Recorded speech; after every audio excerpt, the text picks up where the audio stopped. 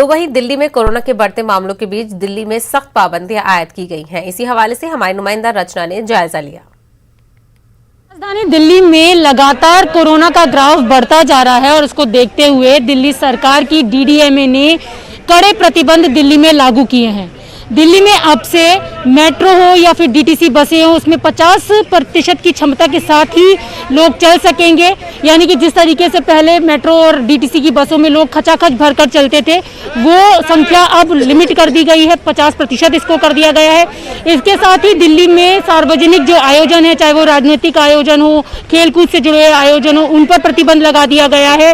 और इसके साथ ही साथ डीडीएमए ने यह भी कहा है कि चाहे मार्केट हो या फिर कोई भी सार्वजनिक जगह हो, वहाँ पर सोशल डिस्टेंसिंग का पालन कराया जाए।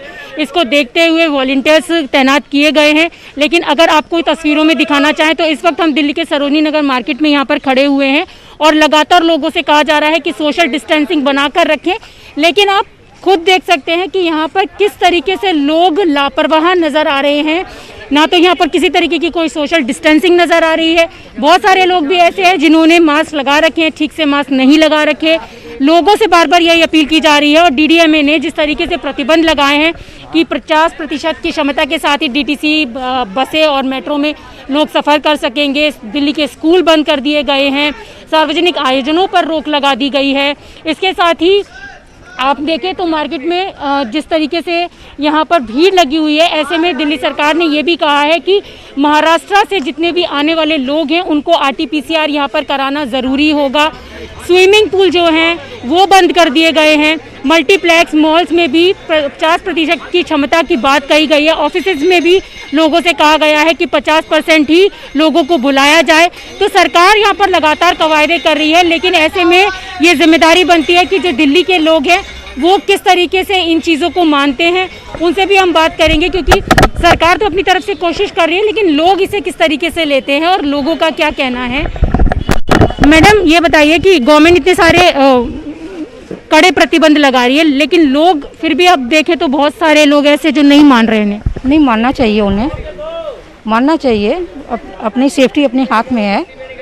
उनको हमेशा अपनी जो सरकार कह रही है या अपने से भी सेफ्टी बनाए रखना चाहिए, क्योंकि कोविड इतना ज़्यादा बढ़ रहा है। कोविड अब नए तरीके से आ रहा है हमारे देश में, तो बचना चाहिए उससे। तो बचना चाहिए। आपको नहीं लगता मास्क नहीं है आपके पास? यहाँ आपने भी ठीक से नहीं लगाया मास्क। तो यहाँ पे लोगों के पास बहाने बहुत सारे हैं, लेकिन बार बार यही चीज़ है कि जब तक लोग खुद अपनी चीज़ों को नहीं देखेंगे, अपनी सुरक्षा को नहीं देखेंगे, तो ऐसे में कोरोना से लड़ने में बेहद ज़्यादा यहाँ पर परेशानी होगी। क्योंकि सरकार बार बार कह रही है, लेकिन लोगों को अपनी जिम्मेदारी यहाँ पर समझनी होगी। बहुत और भी लोग हैं, उनसे भी जानेंगे।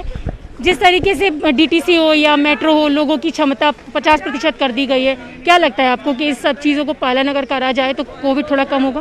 बहुत कम होगा।